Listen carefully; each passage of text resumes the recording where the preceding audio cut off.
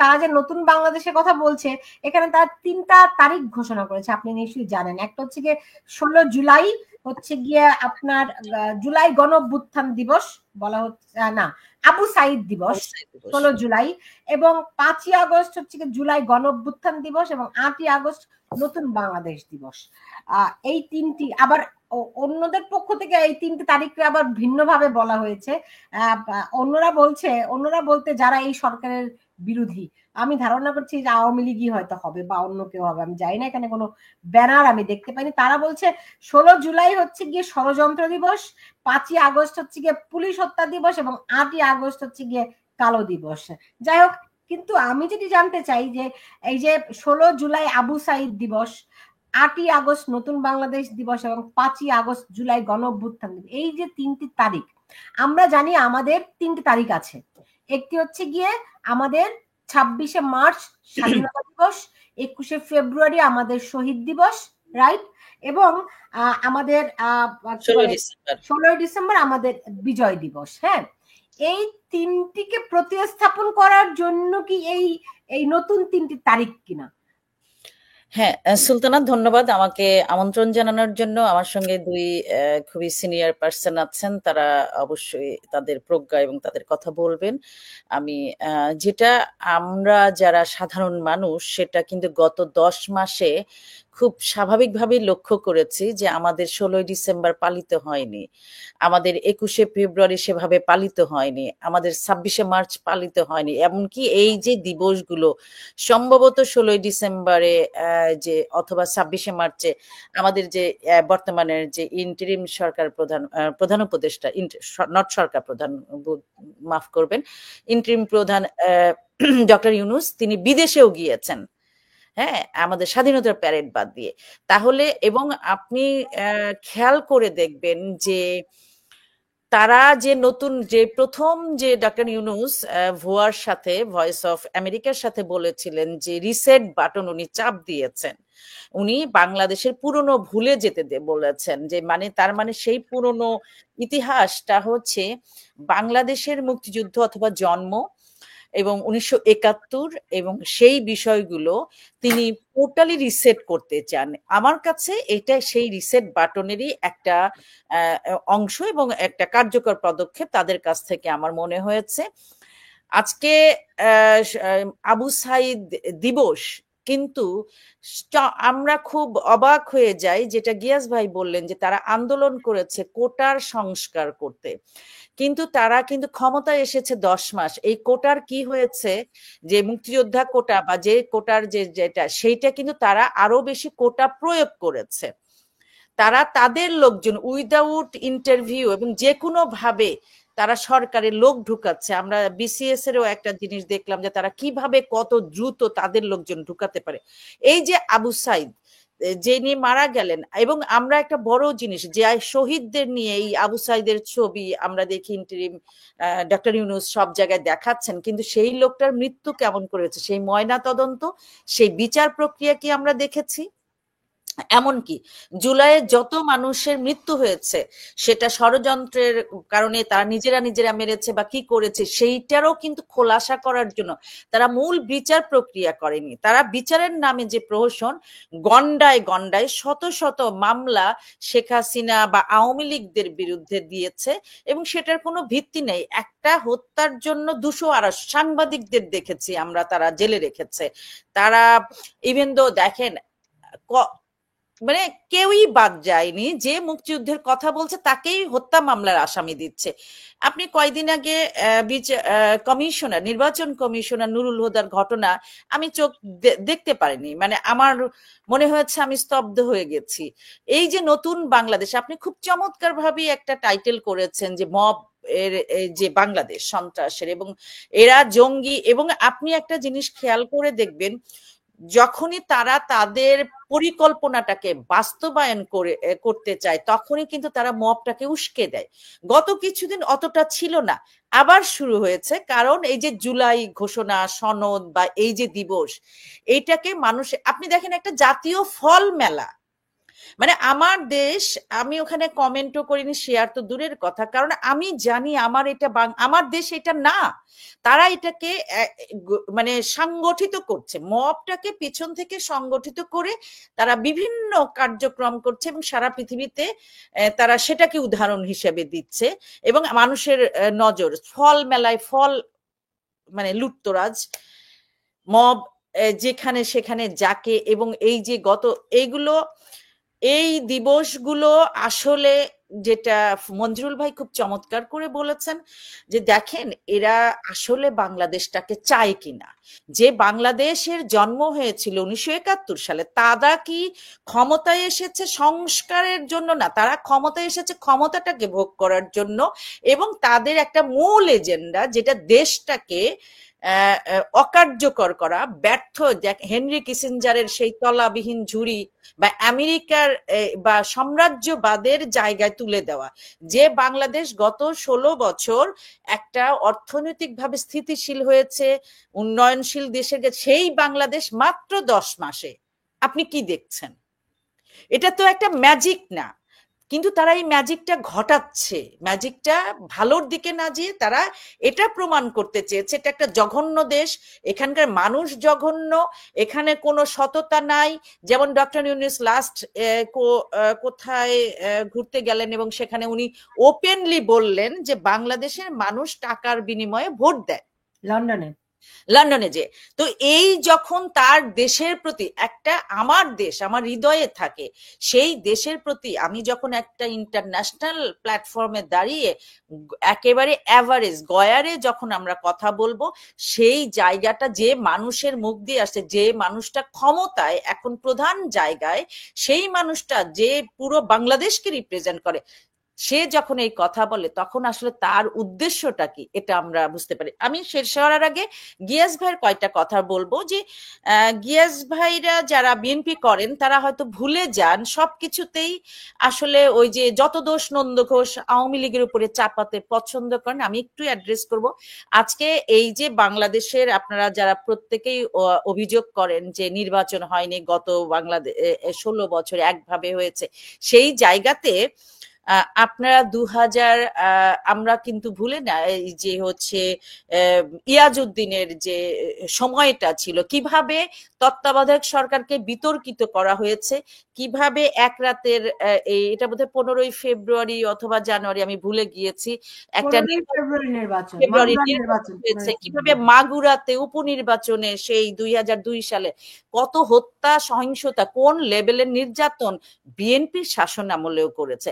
তবে আমি একমত, আমাদের অবশ্যই গণতন্ত্রের নতুন ধারা তৈরি করা উচিত, সেখানে সহনশীলতা, এবং সেখানে আমাদের মূল উদ্দেশ্য থাকা উচিত বাংলাদেশ।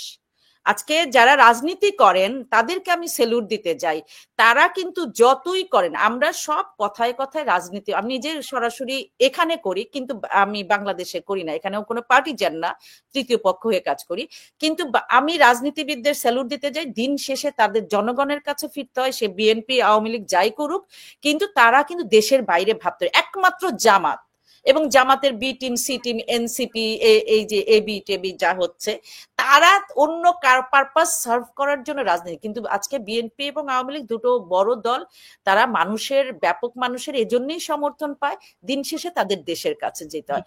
তো আমাদের নতুন ভাবে শুরু করার জায়গাটা যারা, এবং আমি আরেকটা বলতে চাই, গিয়াস ভাইরা যে স্বপ্ন দেখছেন ফেব্রুয়ারি নির্বাচন, আপনি যদি তথ্যগত বিশ্লেষণ, যেটা বাস্তবিক যুক্তিসঙ্গত ইতিহাস এবং বিশ্লেষণ করেন, এরা নির্বাচন দিবে কিনা আমার 100% সন্দেহ আছে।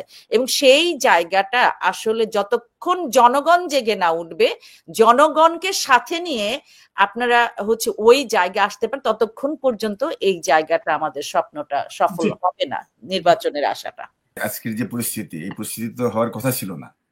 আমরা 71 সনে মুক্তিযুদ্ধের মাধ্যমে যে অর্জিত স্বাধীনতা, ন্যায় বিচার হবে, ভোটের অধিকার থাকবে, কিন্তু সেটা তো বিগত দিনে হয়নি। আর এই আওয়ামী লীগ যে স্বাধীনতার পক্ষে শক্তি হিসেবে দাবিদার, তারাও সেটাকে, সেই গণতন্ত্র হত্যা করেছে, ন্যায় বিচার হত্যা করেছে, 71-এর যে চেতনা সেটা হত্যা করেছে। যে এই সমস্ত কারণেই কিন্তু আজকের এই বর্তমান দেশের যে ওই পরিস্থিতি। তো এই পরিস্থিতি দায়ী প্রথমে তো আওয়ামী লীগ, কারণ তারা ওয়ান ওয়ে চলেছে, একদিকে চলেছে ভারতীয় মানে প্রেসক্রিপশনে। তো এটা তো স্বাধীনতার মানে মূল মন্ত্র না, মূল চেতনা না। আর যেই কারণেই জুলাই যে অভ্যুত্থান বলেন, বিপ্লব বলেন হয়েছে। তো কথা হলো যে এখন একটা তো পরিবর্তন করতে হবে, পরিবর্তন তো দরকার। আপনি যেই নামেই ডাকেন এটা আর যেই নামকরণই করেন, এই পরিবর্তন তো প্রয়োজন আছে। আজকে সেই প্রয়োজনটা হচ্ছে কিনা সেটাই প্রশ্ন, যে সেই পরিবর্তনটা হচ্ছে না। এখানে আমি মঞ্জুল হক সাহেবের সাথে একমত যে পরিবর্তনটা হচ্ছে না, কিন্তু প্রয়োজন, এই পরিবর্তনটা প্রয়োজন, আমাদের সংস্কার প্রয়োজন, যে আমাদের যে মন মানসিকতা, সেই মন মানসিকতার প্রয়োজন আছে। আজকে আপনার আইন করে কিন্তু সবকিছু আপনার পরিবর্তন হবে না, যদি আমাদের মানসিক মন মানসিকতা যদি আমাদের পরিবর্তন না হয়, আমাদের যদি চরিত্র আমাদের পরিবর্তন না হয়, তাহলে যতই আইন করেন না কেন, আইন করে কিন্তু কিছুই হবে না। আজকে এই মানে মন মানসিকতা পরিবর্তন করতে হবে, দেশপ্রেম থাকতে হবে এবং দৃষ্টান্তমূলক শাস্তি দিতে হবে যে কেউ যদি আইন ভঙ্গ করে। কিন্তু সেই আইন ভঙ্গ করার পরে আমরা তো সেই শাস্তিমূলক কোনো ব্যবস্থা দেখছি না। এটা বিগত দিনে আওয়ামী লীগের সময় আমরা দেখিনি। আর যে কারণে এই পরিবর্তনের যে আমরা যে বক্তব্য দিচ্ছি, কিন্তু বর্তমান সরকার, অন্তর্বর্তীকালীন সরকারও সেটা আমরা কিন্তু দেখতে পাচ্ছি না। যেমন আমাদের এই মন্ত্রণালয়ের অনেকের বিরুদ্ধে যে অভিযোগ আছে, দুর্নীতির অভিযোগ আছে, যাদের পিএস, এপিএস, তদবির বাণিজ্য, এগুলি নিয়েও কিন্তু কোন রকম বিচারের সম্মুখীন তারা হননি। আপনার আজকে যদি সজীব ভুইয়ার এপিএস, পিএস যে দুর্নীতির অভিযোগে দুদুকে ডাকা হলো, সেই মন্ত্রীর, সেই উপদেষ্টা তো থাকার কথা না। যদি আমরা পরিবর্তনের কথাই বলি, তাহলে তাকে পদত্যাগ করা উচিত ছিল। তাহলে বুঝতে পারতাম হ্যাঁ, আমরা পরিবর্তনের জন্য প্রস্তুত। তো যাই হোক, আমাদের দেশের যেই যায় লঙ্কায়, যে সেই হয়ে যায় রাবণ। আমাদের এই ডক্টর ইউনূস সাহেব একজন বিশ্ববরেণ্য ব্যক্তি। তিনি যথাসময়ে হাল ধরেছিলেন, সমস্ত জাতি তাকে সমর্থন দিয়েছিল দলমত নির্বিশেষে। কিন্তু আমি মনে করি তিনি একটি ভুল করেছেন, যে তিনি বিএনপিকে ঠেকানোর জন্য, যে বিএনপি যে নিশ্চিতভাবে ক্ষমতায় চলে আসবে এবং বিএনপিকে একটি ঠেকানোর জন্য তিনি একটি এনসিপি নামে একটি ছাত্রদের দিয়ে দল গঠন করলেন। এটাই মনে করি আমি যে একটা বিরাট মিস্টেক, ভুল হয়েছে। কারণ এনসিপি এখন সরকারি দল হিসেবে পরিণত হয়েছে এবং এই বর্তমান সরকার, অন্তর্বর্তী সরকার তারাও একটি দল বা সরকারি দল হিসেবে বিএনপিকে বিরোধী দল হিসেবে ঠেকানোর জন্য চেষ্টা করছে। তো তাতে হয়েছে কি, এই যে জুলাইয়ের যে একটা ঐক্য ছিল, যে ঐক্যর মাধ্যমে অনেক কিছু করা যেত, কিন্তু সেই ঐক্যের ফাটল ধরেছে। আর এই ফাটল ধরবার কারণে আমি মনে করি সন্দেহ, অনেকে বলেন যে ইউনূস সাহেব 5 বছর থাকতে হবে, 10 বছর থাকতে হবে, নির্বাচন দরকার নেই। তো এই সমস্ত কথা কিন্তু আজকে ফাটল ধরেছে ঐক্য। তো সেই কারণে আমি মনে করি এই জন্য এই অন্তর্বর্তীকালীন সরকারের যারা উপদেষ্টা এবং ডক্টর ইউনূস সাহেব, তিনি নিজেই দায়ী। তবে আমি আশাবাদী, কারণ যে একটি সংকট সৃষ্টি হয়েছিল আপনার লন্ডনে গিয়ে আমাদের বিএনপির ভারপ্রাপ্ত চেয়ারপারসনের সাথে যে একটা আলোচনা করে, যে তারা যে একটি মানে ওয়াদাবদ্ধ হয়েছেন যে নির্বাচনের ব্যাপারে, যে ফেব্রুয়ারি মাসে নির্বাচন দিবেন রমজানের আগে, এই ব্যাপারে জাতি কিন্তু এখন একটা আশ্বস্ত হয়েছে যে হ্যাঁ, একটা নির্বাচন হচ্ছে। তো নির্বাচন দরকার, নির্বাচন দিতে হবে, কারণ এই নির্বাচনের মধ্যে এই সরকার সংস্কার করতে পারবে না। সংস্কার কিন্তু প্রয়োজন আছে, কিন্তু আবার এমন কিছু সংস্কারের নামে এমন কিছু মানে তারা প্রস্তাবনা আনছে, যাতে মানে বিএনপি যেহেতু ক্ষমতায় আসবে, মানে তারা জানে বিএনপিটা ক্ষমতায় আসতেছে, অর্থাৎ বিএনপিকে কিভাবে ঠেকানো যায়, মানে এই ধরনের কিন্তু একটা মানে অনেক সংস্কার, অনেক প্রস্তাবনা এসেছে, যেগুলি গ্রহণযোগ্য নয়। আমার মনে হয় যে যদি এই অন্তর্বর্তীকালীন সরকারটা যদি নিরপেক্ষ থাকতো, তাহলে নিরপেক্ষ থাকার ফলে অনেক কিছু, যেটা নাকি রাষ্ট্রের প্রয়োজনে, জনকল্যাণের প্রয়োজনে, ন্যায় বিচারের স্বার্থে, সেটা কিন্তু জনগণের বা রাজনৈতিক দলগুলোর আলোচনার মাধ্যমে সেটা বেরিয়ে আসতো। তো যাই হোক, এখন যেটা বলতে চাচ্ছি যে সেটা হলো, এই জুলাই ঘোষণাপত্র বলেন, যেটাই বলেন, সেটা হলো আপনার ৭১ জীবন আমাদের মূল শক্তি, ৭১-এর চেতনা। আমাদের বিএনপি একটি মুক্তিযুদ্ধের দল। আপনি বলেছেন যে স্বাধীনতার ঘোষণা দাবি করে, আসলে স্বাধীনতার ঘোষণা দিয়েছে, দাবি করবো কেন? জিয়া রহমান সাহেব তো স্বাধীনতার ঘোষণা দিয়েছে, তিনি তো মানপত্র পাঠ করেননি, তিনি খবর পাঠিয়েছিলেন না যে একটা খবর তিনি পাঠ করছেন, তা তো না। তিনি একটা ঘোষণাই দিয়েছেন, হ্যাঁ, যে তার নাম নিয়েই ঘোষণা দিয়েছেন প্রথমে, তারপরে শেখ মুজিবুর রহমানের নাম সংযুক্ত করেছেন। তো যাই হোক, এটা উনি নিজেই দিয়েছেন। তো সেক্ষেত্রে আওয়ামী লীগ কিন্তু, আওয়ামী লীগের যে আপনার শেখ মুজিবুর রহমান তো আর স্বাধীনতা ওই সময় চাননি। তিনি চাবেন কেন? কারণ তিনি তো জনগণের ভোটে প্রধানমন্ত্রী হয়েছেন পাকিস্তানের। তো তিনি তো অবশ্যই পাকিস্তানের প্রধানমন্ত্রী যেটা দাবি চাচ্ছিলেন সেটা তিনি চাইতেই পারেন, সেটা দোষের কিছু নয়। কিন্তু জনগণ চেয়েছে যে স্বাধীনতা, কারণ এই পশ্চিমা শক্তি তারা ধোঁকাবাজ, তারা আপনার শেখ মুজিবুর রহমানকে প্রধানমন্ত্রী বানাবে না, সেটা জনগণ জানতেন, ছাত্ররা জানতেন। তখন ছাত্ররা আন্দোলন করেছে, ছাত্ররা সবসময় আন্দোলন করেছে। আমরা যখন ঢাকা ছিলাম, ছাত্র ছিলাম, তখন আন্দোলন করেছি। এদেশে স্টুডেন্ট হিসেবে এসেছি, এদেশে এসে স্টুডেন্ট হিসেবে আমরা বাংলাদেশের পক্ষে, গণতন্ত্রের পক্ষে আন্দোলন করেছি। তাই বলে ছাত্ররা আন্দোলন করলেই যে ক্ষমতা যেতে হবে, লেখাপড়া বাদ দিয়ে তাদেরকে মন্ত্রী মিনিস্টার হতে হবে, এমন কোনো কথা নয়। এবং 52 থেকে শুরু করে 71 এবং 90, 24-এ আমরা দেখেছি। এই 24-এ এসে আমরা একটা ব্যতিক্রম দেখলাম যে ছাত্ররা আন্দোলন করেছেন। কিসের উপর, কি জন্য আন্দোলন করেছেন? তারা তো আর আপনার সরকার পতনের আন্দোলন করেনি, তারা করেছে, তারা সংস্কারের জন্য। কিসের সংস্কার করেছে? তারা মানে সংস্কার চেয়েছে, কোটা সংস্কার। কোটা মানে কি? যে কর্মসংস্থান, যে একটা আওয়ামী লীগ যে কোটার নামে তাদের নিজস্ব নেতাকর্মীকে, ছাত্রলীগ দেরকে যে চাকরি দেওয়ার যে প্রশ্নপত্র ফাঁস করে যে মেধাশূন্য করবার যে একটা প্রক্রিয়া ছিল, সেটার বিরুদ্ধে তারা আন্দোলন করেছে। সেই আন্দোলনটা ন্যায্য ছিল, কিন্তু তাদের আন্দোলন কিন্তু সরকার পতন ছিল না, তাদের রাজনৈতিক দর্শন ছিল না, তারা রাজনৈতিক দলের সাথে কোনো সম্পৃক্ত ছিল না। অত সেক্ষেত্রে যখন আমরা দেখেছি, দেখেন ডিবি হারুনের হোটেলে গিয়ে তারা কিন্তু আন্দোলন প্রত্যাহার করেছিল এবং বলেছিলেন যে যেহেতু কোর্টের মাধ্যমে কোটা সংস্কার মেনে নেওয়া হয়েছে, সেই কারণে তারা মানে প্রত্যাহার করেছে। সেই প্রত্যাহারটা হয়তো চাপে হতে পারে, আর চাপ নাও হতে পারে, কিন্তু চাপে হলেও কিন্তু জনগণ, ছাত্র জনতা যারা বাইরে ছিল, তারা কিন্তু সেটা মেনে নিত না, যদি মানে নেয়নি। নিত না বলতে আমি যদি মনে করি তারা অনেস্টলি যদি সত্যি সত্যি যদি ছাত্ররা যদি প্রত্যাহার করে, মানে আন্দোলনটা প্রত্যাহার করে নিতেন, তবু কিন্তু জনগণ, মানে তারপর বিএনপি, রাজনৈতিক দল, তারপর মানে সমস্ত মানে অ্যাক্টিভিস্ট, তারা কিন্তু মাঠে নেমে এসেছে এই সরকারের, আওয়ামী লীগ সরকার, ফ্যাসিস্ট সরকারের বিরুদ্ধে। অতএব তখন আর পিছনে ফেরার আর সুযোগ ছিল না। তো সেই ক্ষেত্রে এই কৃতিত্ব শুধু এই 4 জন সমন্বয়ককে দিলে হবে না। তো এই কৃতিত্ব হলো সারা বাংলাদেশের মানুষ রাস্তায় নেমে এসেছে। কিন্তু আমাদের ইউনূস সাহেব এই 4 জনকে বা 5 জনকে মাস্টার মাইন্ড হিসেবে তাদেরকেই কৃতিত্ব দিলেন, তাদেরকেই ক্ষমতায় বসালেন। তো এটা এবং এটা ঠিক হয়নি। তো আমি মনে করি যে জাতীয় একটা ঐক্যের প্রয়োজন, যে কিভাবে দেশ চলবে, কিভাবে আমাদের দেশের বিরুদ্ধে ভারতীয় আগ্রাসন আছে, বৈদেশিক আগ্রাসন আছে, দেশীয় চক্রান্ত আছে, ক্ষমতালোভী আছে, দুর্নীতিবাজরা আছে। তো সেই ক্ষেত্রে আমি মনে করব যে অবশ্যই একটা ঐক্য আমাদের প্রয়োজন আছে। দলমত নির্বিশেষে ঐক্যবদ্ধভাবে দেশটাকে এগিয়ে নিতে হবে, দেশটা আমাদের।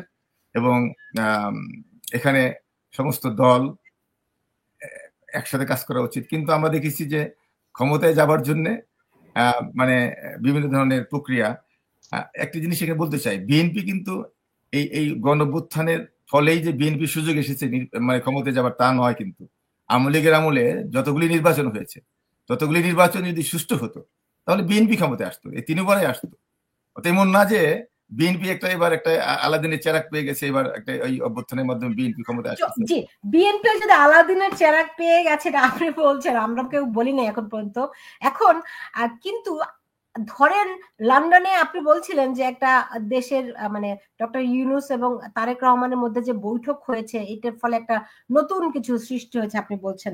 তো বৈঠকে আসলে কি হয়েছে? এবং বিএনপি দাবি করেছিল তারা ডিসেম্বরে নির্বাচন চায়। ডিসেম্বর মানে ডিসেম্বর, হ্যাঁ। তারপরে কি কারণে তারেক রহমান নিজ দায়িত্বে, নিজ উদ্যোগে তিনি ফেব্রুয়ারিতে চলে গেলেন? 1 নাম্বার। 2 নাম্বার, ফেব্রুয়ারিতে নির্বাচন হচ্ছে না, ডক্টর ইউনূস বলেছেন তিনি এপ্রিলে ক্ষমতা ছেড়ে দিয়ে চলে যেতে চান, মানে অলরেডি 2 মাস তিনি পিছিয়ে দিয়েছেন। মানে লন্ডন বৈঠকে কি এমন হলো যে তারেক রহমান তার দাবি থেকে সে নিজেই সরে গেল? না, এটা ডিসেম্বর বলতে মানে এই সরকার বলছিল ডিসেম্বর থেকে আপনার জুলাই না জুন। তো এখন মনে করেন একটা রাজনীতিতে তো এমন না যে আমাকে ডিসেম্বর হতেই হবে, বা জুনে হতেই হবে, এটা আলোচনার মাধ্যমে, যেটা নাকি সুইটেবল আলোচনার আগে তিনি নিজে থেকে বললেন। না না, আলোচনা আমরা হচ্ছে কি রমজানের মাসে, রমজানের আগে এটা সুইটেবল টাইম, এটা ডিসেম্বর হতো, ডিসেম্বর টু ফেব্রুয়ারি হলো বেস্ট টাইম ফর নির্বাচন। আপনার ফেব্রুয়ারির পরে আপনার রোজা এসে যায়, তারপর ঝড় বৃষ্টি, এটা হয় না। সেই ক্ষেত্রে এখন ডক্টর ইউনূস সাহেবদের দাবি হলো যে তারা সংস্কার করতে চান, জনগণকে দেখাতে চান। এখন যদি আপনার এই 2 মাসের কারণে আবার সরকার বলবে যে বিএনপির কারণে আমরা সংস্কার করতে পারলাম না, যেটা বলে থাকে, তো সেই কারণে আপনার একটু ফ্লেক্সিবল হয়ে যে রমজানের আগে, যেখানে জামাতও কিন্তু বলেছিল রমজানের আগে ফেব্রুয়ারিতে হতে পারে, তো সেই ক্ষেত্রে মনে করেন যে ফেব্রুয়ারি ঠিক আছে। আপনি নির্বাচনটা যদি হয়, শুনেন এই এই সন্দেহটা কখন হয় যে নির্বাচনের ব্যাপারে কেন বিএনপি জোর দিয়েছিল, সন্দেহটা হয় যখন যখন ক্ষমতাটাকে ধরে রাখবার জন্য বা দীর্ঘায়িত করবার জন্য একটা চক্রান্ত চলে, তো তখন মানুষের মধ্যে একটা সন্দেহ হয় যে আবার আবার কি সেই 111 এর মতো বিনা ভোটে যেই কারণে মানুষ রক্ত দিল, আপনার সংগ্রাম করলো, জীবন দিল, যে কি একটা ন্যায় বিচার এবং জনগণের কাছে দায়বদ্ধতা থাকতে হবে। এখন যদি এই অনির্বাচিত সরকার দীর্ঘমেয়াদী থাকে, তাহলে তো তারা তো জনগণের কাছে দায়বদ্ধতা তাদের নেই। যখন এখন সজীব ভুঁইয়া বা অন্যান্য যারা আছেন, তারা তো যে দুর্নীতির অভিযোগ আসছে,